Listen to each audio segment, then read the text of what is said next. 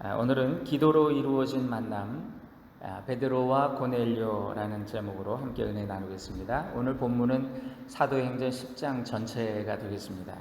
꼭 뒷부분도 한번 꼭 집에 가서 읽으시길 부탁드립니다.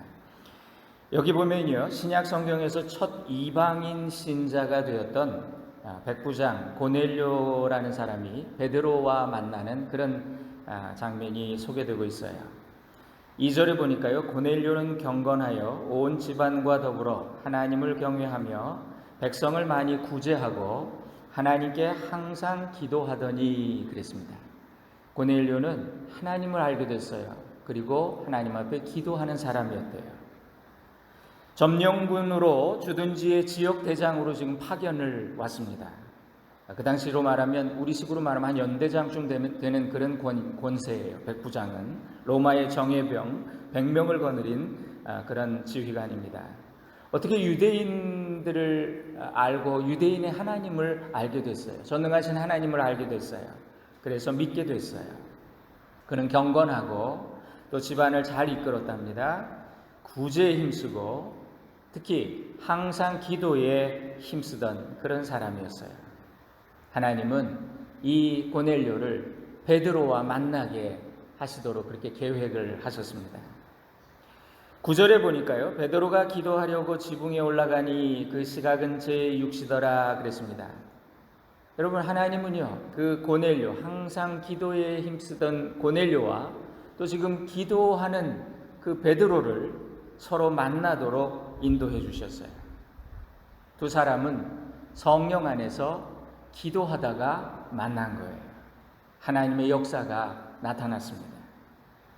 사실 베드로와 고넬료는 서로 만나기 어려운 사람들이에요. 이 두 사람은 서로 볼 수 있는 이유가 별로 없어요. 한 사람은 유대인이고 한 사람은 로마인이에요. 또 한 사람은 유대인이면서 크리스찬이고 또 한 사람은 로마인이면서 유대교를 믿게 된 사람이에요. 또 점령군 장교와 피점령지의 평범한 서민, 그러니까 둘이 만날 접점이 없어요. 그런데 하나님의 섭리가 놀랍습니다. 베드로가 기도하다가 배가 고파서 이제 식사하려고 내려가려고 그러는데 사도님 조금 더 좀 기다려주세요. 이제 지금 다 거의 됐어요. 이러고 있는 거예요. 그때 이제 잠깐 졸았는지 무슨 비몽사몽간에 말이죠, 환상을 봅니다. 하나님께서 베드로에게 환상을 보여주세요. 하늘에서 보자기가, 내 귀퉁이를 맨 보자기가 내려오는데요, 각종 짐승들이 들어있었대요. 율법, 특히 레위기 11장, 또 신명기 14장 이런 데 보면 정결한 짐승과 부정한 짐승이 있어요. 먹을 수 있는 것과 먹지 못하는 것들이 있어요. 그거를 구분해 주셨는데 거기에서 명하신 부정한 동물들이 거기 다 들어있는 거예요. 음성이 들립니다.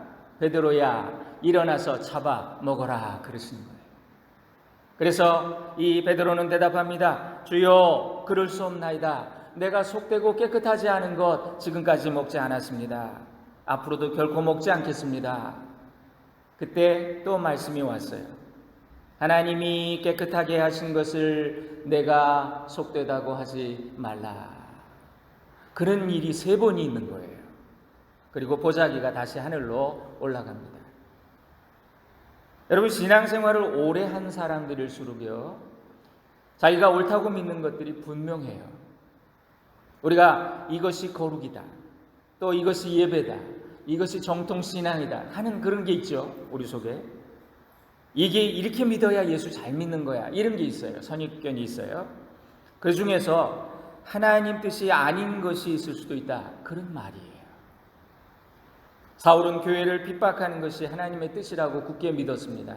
그래서 이 예수교를 없애야 되겠다, 다마스커스로 가서 그 예수 믿는 사람들 잡아오려고 갔는데 실상은 그게 아니었던 거예요. 강한 빛으로 주님이 오시면서 그에게 말씀하시기를 사울아 사울아 내가 왜 나를 핍박하느냐 그러시죠. 무슨 말입니까? 자기는 열심히 믿었는데 실상은 주님이 보시기에는 아닐 수도 있다. 오히려 나를 핍박하고 있어 라고 말씀하실 수도 있다는 거예요. 여기 베드로는요, 이방인은 구원받을 수 없다는 생각이 있었어요. 하나님께서는 이 베드로에게 환상을 통해서 3번이나 말씀해 주세요. 보여주세요. 베드로는 이 환상이 무슨 뜻이지? 속으로 고민하고 의아하게 생각했다 그랬어요. 하나님은요, 기존의 나의 고집과 아집을 깨기 원하세요. 여러분, 그래서 교회에서 새신자 교육보다 더 어려운 거는요, 오래 믿은 신자들의 생각을 바꾸는 것이다, 그런 말이 있습니다. 우리는 하나님의 음성을 들으면 좋겠다 이렇게 생각을 합니다. 그러나 실상 하나님의 음성이 만약에 들린다면 그 순간부터 우리는 평안 끝, 혼란의 시작이에요. 왜냐하면 하나님이 음성을 주실 때 우리의 익숙한 세속적인 가치관이 있어요. 우리의 불신앙의 현실이 있어요. 그걸 깨뜨리세요. 그런 경험을 우리가 하기 때문에. 여러분, 우리가 교회 안에서도 에이 그건 아니지 그런 것들이 있어요. 그죠? 저건 아니야. 에이 교회가 거룩한 데인데 이렇게 생각하는 것들이 있어요. 그리고 내 생각과 다른 것들이 있으면 마음이 불편해요. 성도가 새로 왔는데 나하고는 다른 방식으로 찬양하고 기도하고 이런 걸 보면 우리는 마음이 불편해요. 그때 우리는 베드로처럼 생각할 수 있지요. 속되고 부정한 것을 내가 먹을 수 없나이다. 주여, 아닙니다. 여러분, 부정한 것을 먹지 말라는 율법, 이거 하나님이 주신 건데 하나님 왜 하나님 그렇게 말씀하시고 율법을 또 깨뜨리세요? 이렇게 우리는 묻는다는 거예요.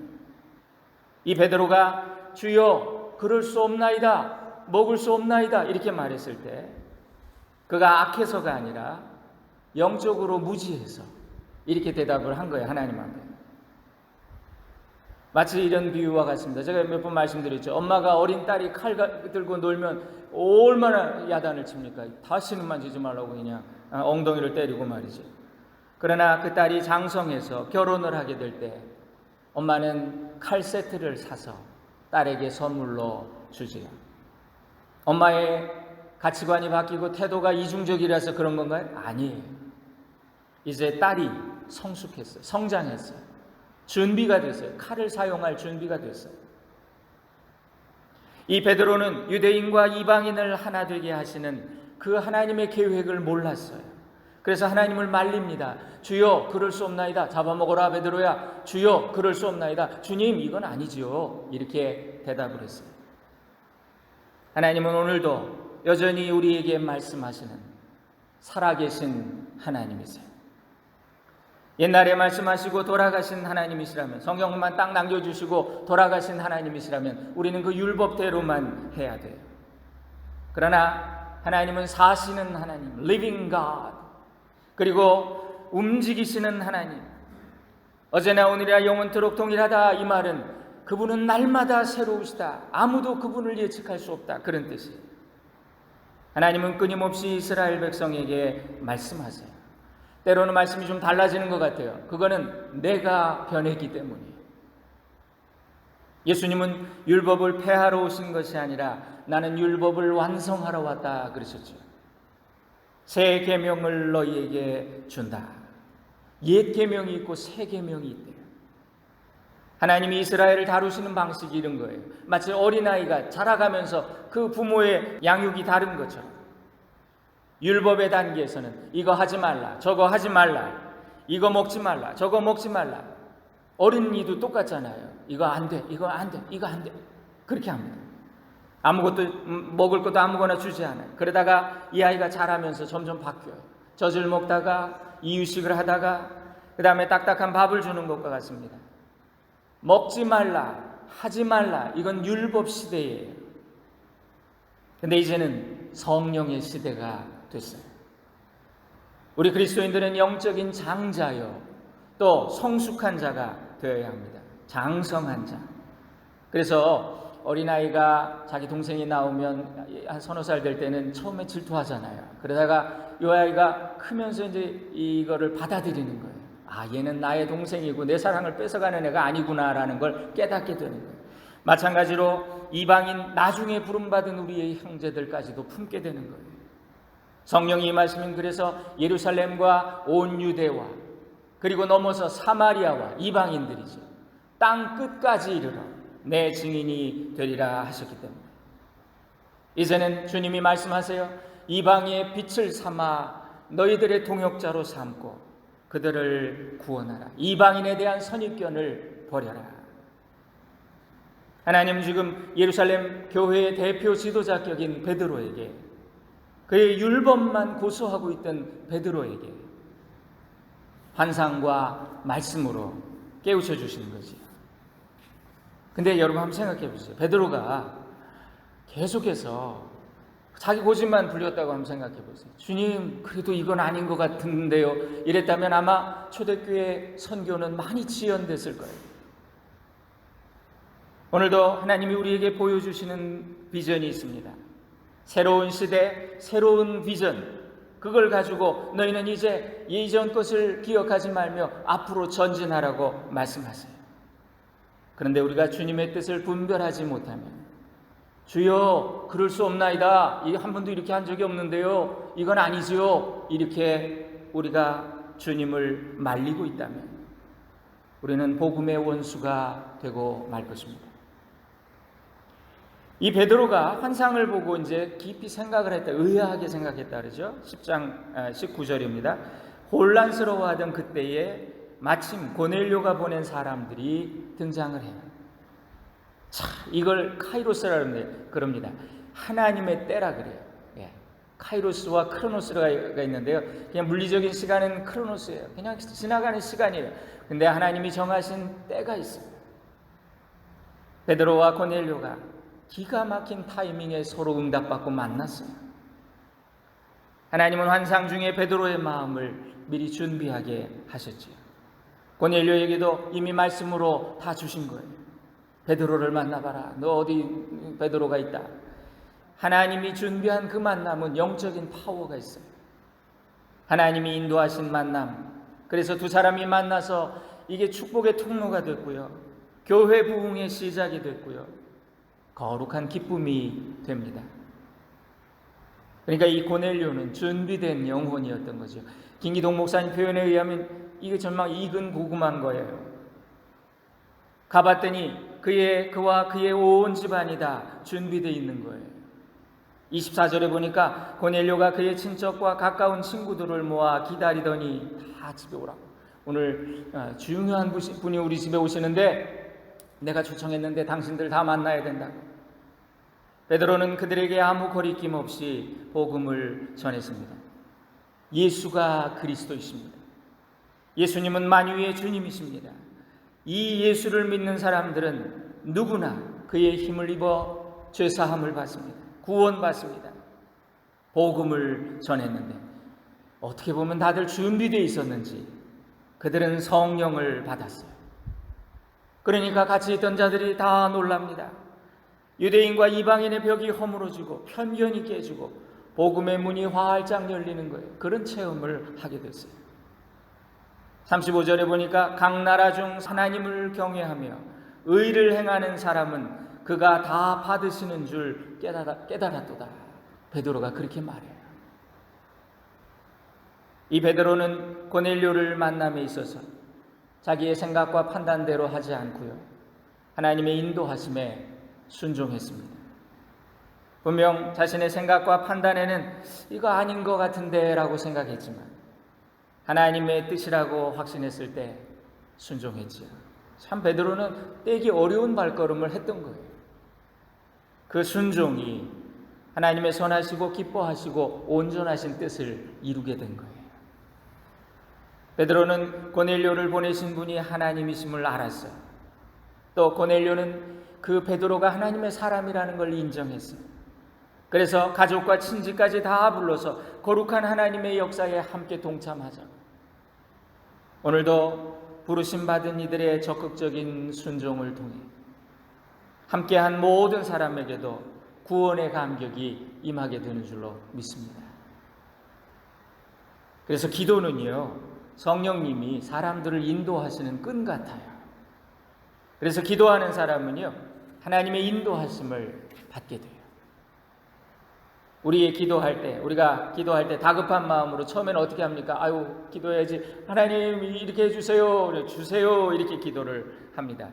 그러나 기도를 하면 할수록 성령님이 나를 깨우치셔서 그것이 영적인 간구로 방향이 이렇게 조정이 되는 거예요. 성령님이 우리의 기도를 인도하시기 때문에 성령님은 기도하는 자에게 영적인 갈망을 주세요. 의에 줄이고 목마르게 하세요. 그래서 나중에는 주시옵소서 하던 간구가 그러나 내 뜻대로 마시고 아버지의 소원대로 되기를 원하나이다. 이렇게 기도가 결론이 지어지는 거죠. 영적인 기도로, 육적인 기도에서 영적인 기도. 여기 사도 베드로와 백부장 고넬료가 만난 이 사건은요, 우리 신앙의 역사에서 모든 중요한 만남에 아주 원형적인 패턴을 보여줍니다. 기도하다가 하나님이 선교지와 사역을 열어주시는 그런 경험을 하지요.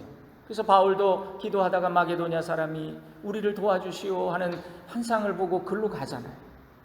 많은 선교사님들이 그런 간증을 해요. 내가 어디 가서 선교해야지 이렇게 정하지 않고 기도했대요. 하나님, 제가 꼭 필요한 곳으로 보내주세요. 기도하는데 하나님이 방향을 보여주셔서 거기 갔더니 하나님의 때에 하나님의 사람들이 기다리고 있더라. 또 우리가 기도하다가 하나님이 보내주시는 동역자를 만나는 체험도 합니다. 그래서 실제로 YM 같은 예수전도단이라고 그러죠. 거기 가보면 선교팀이 이제 팀으로 나가요. 선교를 하러 나가요. 근데 어디로 가야 될지, 뭘 해야 될지 아무것도 계획이 없어요. 근데 같이 기도하면서 처음에는 이 사람이 이렇게 얘기하고 저 사람 저렇게 얘기하고, 근데 그 기도가 다시 기도합시다. 그러면 또 기도가 하나로 나중에 만장일치가 될 때 그들은 그 일을 하는 거예요. 그쪽으로 가는 거예요. 요즘은 좀 달라졌다 그러지만 이게 원칙이에요. 베드로와 고넬료에게 주신 응답은 그 각 개인에게 주신 응답이기도 했지만 하나님 편에서 본다면 동시에 그들을 쓰시고자 만나게 하시고자 하신 하나님의 그런 어떤 계획과 의도가 담겨져 있었어요. 하나님이 며칠 전에 고넬료에게 딱 말씀을 주시고 이 사람들이 이쪽으로 가는 요바로 가는 도중에 또 도착할 즈음에 또 하나님이 베드로에게 타이밍 기가 막혀요. 우리는 각자가 개인적이고 영적인 갈망으로 주님께 나아갑니다. 여러분, 우리의 마음이 다 각자가 달라요. 그런데 하나님은 그 각자에 대한 기도 응답을 주시는 동시에 기도하는 사람들을 하나로 연결해서 엮어서 그렇게 만나게 하셔서 우리를 하나님 나라 확장을 위한 그 큰 사업에 동참하게 해주세요. 우리를 써주시는 거죠. 이것이 하나님의 큰 그림이에요. 하나님이 준비하신 만남을 위해서 우리가 기도해야 되겠습니다. 우리의 자녀들에게 복된 만남을 주시도록. 여러분, 우리 자녀들이 받아야 될 복 중에 가장 큰 복이 뭐겠어요? 좋은 만남, 복된 만남, 하나님이 준비하신 만남. 자녀들이 무슨 좋은 학교를 가고 좋은 직장을 갖는 것도 중요하지만 제일 중요한 게 뭐예요? 자녀들에게 좋은 배우자 주시도록. 특별히 우리 교회에 하나님의 인도하시는 만남이 일어나도록. 나 하신다교회에서 누굴 만난 게 진짜 큰 복이야. 우리 이렇게 고백하게 되도록. 여러분, 우리가 사람을 만나기 전에도 기도해야 합니다. 여러분들이 직장에서도 고객을 만날 때, 바이어를 만날 때, 또 어떤 누구를 찾아갈 때, 직장에서 상사를 만날 때, 또 부하 직원을 만날 때 기도하는 거예요. 우리가 어느 지역으로 이사 갔다고 합시다. 거기서 교회를 정할 때 기도하는 거예요. 또 새로운 목회자를 만날 때 그것도 기도하는 거예요. 내 취향에 의해서 고르는 게 아니라 기도하는 거예요. 하나님은 항상 기도하던 고넬료와 기도하고 있던 베드로를 만나게 하셨어요. 기도가 기도를 만난 거죠. 기도하면 기도하는 동역자를 만납니다. 우리가 교회 일을 하면서도요, 마음이 맞고 뜻이 맞고 신앙의 색깔이 맞고 방향이 맞고 성령의 팀워크를 이루려면 기도하며 만나야 돼요. 주님의 일은 기도로 성령을 앞세우며 해야 하기 때문에 기도가 없으면 사역을 아무리 열심히 해도요, 열매가 없어요. 그냥 개인이 생색내는 사역만 하고 마는 거예요. 우리가 기도보다 앞서지 말라 이런 말이 있습니다. 기도하면 10년을 풀리지 않던 일이 단 10분에 풀리기도 해요. 참 신기해요. 그런데 기도 없이는 10분에 해야 될 일도 10년을 질질 끌기도 해요. 그래서 이 기도는 경험의 과학이에요. 많은 우리 신앙의 선배들이 이렇게 간증해요. 기도는 맛을 들인 사람이 합니다. 이것이 가장 빠른 길임을 알기 때문에.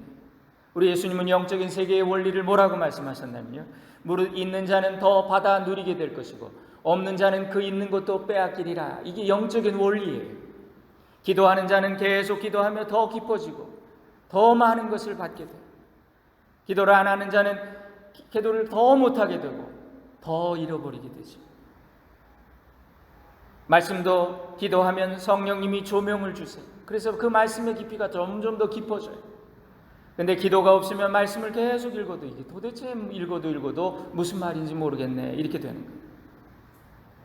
그래서 디모데후서 3장에 보니까 항상 배우나 마침내 진리에 이르지 못한다, 이런 표현이 있어요. 성령님이 도와주셔야 되고 우리가 기도해야 돼요.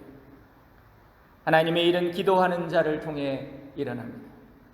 아무리 능력이 많고 열심히 해도 기도하지 않으면 하나님이 역사하시지 않아요. 기도 없이 일이 되면 하나님 받으실 영광을 우리 인간이 가로채잖아요. 우리 사람이 제일 많이 하는 말, 제일 하기 좋아하는 말이 뭐예요? 그러니까 내가 했다는 거예요. 내가 했다. 우리 한국 사람 내가 했다는 말 참 잘합니다. 그거 내가 한 거예요. 그렇지 않으면 그거 내가 시킨 거예요. 이렇게 말합니다. 하나님의 영광을 가로채요. 그래서 기독교 역사를 보면 성령의 역사는요, 기도와 함께 나타나고 기도와 함께 사라졌습니다. 7, 80년대에 한국교회가 놀랍게 부흥할 때 거기 뜨거운 기도가 있었어요. 새벽 기도했지요. 수요 기도, 금요 철야 기도, 금식 기도, 기도원 기도, 산 기도, 세계가 부러워하는 부흥의 역사가 일어났어요. 그런데 어느 순간부터 우리나라가 먹고 살만해졌어요. 기도가 식기 시작했어요. 이 교회 성장학자들이 연구하면서 한 말이에요. 한국 교회는 기도회가 식고 세미나가 유행하면서부터 부흥도 함께 식었다. 저희 옆집에 여호와 증인 교회가 있는데요, 저희가 놀라요. 오늘 저 사람 왜 모였지? 월요일인데. 저 사람도 오늘 또 모였네? 오늘 수요일인데. 저 사람들은 목요일에도 모이네. 여러분, 어떻게 당하겠어요? 우리 신앙생활에 기도가 없으면 하나님의 역사가 없습니다. 기도가 없으면 하나님의 간섭, 거룩한 충격, 이런 게 없어요. 그러니까 신앙이 정말 단조롭고 지루하고 매너리즘에 빠지고 말이죠. 하나님이 정말 살아계시는구나, 이걸 느끼질 못하니까 습관적인 신앙, 판에 박은 예배, 별다르지 않은 느낌. 교회 안 가면 좀 찜찜한데 와봐야 뭐 별거 없네, 이렇게 돼요. 성전의 뜰만 밟고 가는 신앙. 우리 예수님께서 능력 있는 사역을 감당하셨던 것은 그분이 날마다 새벽 미명에 기도하셨대요. 누가 새벽 기도 만들었나 봤더니 예수님이 만드셨더라고요. 그분은 또 밤새 기도하셨대요. 철야 기도도 예수님이 만드셨네. 그분은 예수님은 수시로 굶으며 기도하셨고 금식 기도도 예수님이 본이 되셨네. 그래서 제자들도 이걸 배웠어요. 우리가 예수의 제자라고 그렇게 생각하고 우리가 말한다면 우리도 그렇게 해야 되겠죠. 하나님은 에스겔 선지자를 통해서 너는 기도의 파수꾼을 세우라고 사람들에게 명하라. 한 사람이 보초를 서면 많은 군대가 평안하게 잡니다. 여러분의 가정에 영적인 파수꾼이 있습니까? 남편이 다운되거나 힘들면 아내가 기도해 주는 거죠. 아내가 힘이 들면 남편이 그를 위해 기도해 주고, 누군가 한 사람은 깨어서 보초를 쓰는 거예요. 만일 여러분을 위해서 기도하는 누군가가 있다면 여러분은 행복한 분들이세요. 저희 어머니가 아직도 저희를 위해 기도해 주십니다. 행복한 분이세요. 기도는 다 해보다가 안 되면 마지막 선택이 아니에요. 모든 걸 하기 전에 제일 먼저 하는 최고의 선택인 거지. 초대교회에 수많은 터닝 포인트가 기도하다가 기도할 때 일어났어요. 우연이 아닙니다. 그래서 사도행전이 우리에게 가르쳐 주는 건 교회의 본질이 뭐냐? 교회는 기도하는 공동체다. 사도행전을 성령행전이라고도 하고요, 기도행전이라고도 합니다. 기적이 일어난 순간 다 기도하던 시간이었어요. 보세요, 뭐 안진뱅이 일으킬 때 우리 이미 다 읽었잖아요. 제9시 기도하러 가던 중에 안진뱅이 일어나잖아요. 하나님의 일은 인간이 치밀하게 계획하고 일정을 세워서 일어나지 않아 기도하다가 생각지 않은데, 성경에 보니까 호련히 이런 표현이 많이 나와요. 기도하다가 호련히 바울과 실라가 기도하는데 호련히 지진이 나서 옥문이 열리고, 그리고 오늘 여기 보니까 마침 하나님의 타이밍, 기도하다가 성령님이 임재하시는 순간 기적이 일어났어요. 오늘 이 베드로와 고넬료의 만남은 기도의 응답으로 이루어진 만남입니다. 기도의 응답으로 이루어진 선교예요. 기도의 응답으로 이루어진 생각과 방향의 전환이에요. 우리 교회가 말씀과 기도로 거룩한 교회라는 표어를 정했습니다. 여러분, 이건 사람의 계획이 아니라 성령님이 주도하시는 그런 교회를 이루는 거예요. 이것이 저의 목회의 비전입니다. 기도하던 베드로, 기도하던 고넬료처럼 우리 사랑하는 성도님들 기도의 자리에 계시기 바라요. 성령 안에서 기도하다가 베드로와 고넬료의 이런 복된 만남을 우리도 경험하기를 주님의 이름으로 축원드립니다. 기도하시겠습니다. 사랑하는 주님, 주님이 우리 만남도 주관하심을 믿습니다. 하나님께서 우리의 만남을 계획해 놓으신 줄 믿습니다. 기도하며 주님의 뜻을 찾아가고 이루어드리는 우리와 우리 교회가 되게 하옵소서. 예수님의 이름으로 기도 올립니다. 아멘.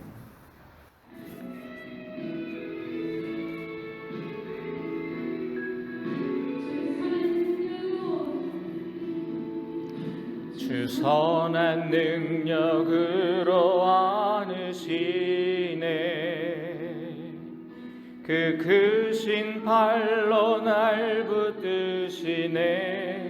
절망 속에도 흔들리지 않고 사랑하는 주 얼굴 구하리. 선한 능력으로 일어서리. 주만 의지하리. 믿음으로 우리 고대 안에 주 오실 그날 영광의 새날을 맞이하리. 이전의 괴로움 날 애워싸고 고난의 길을 걷는다 해도 주님께 모두 맡긴 우리 영혼 끝내 승리의 날을 맞으리. 선한 능력으로 일어서리. 주만 의지하리. 믿음으로 우리 고대 안에 주 오실 그날 영광의 새날을 맞이하리. 주님이 마신 고난의 쓴 잔을 우리도 감사하며 받으리. 주님의 남은 고난 채워가며 예수와 복음 위에 살리라. 선한 능력으로 일어서리. 주만 의지하리. 예배하리 믿음으로 우리 고대 안에 주 오실 그날 영광의 새날을 맞이하리 승리의 새날을 맞이하리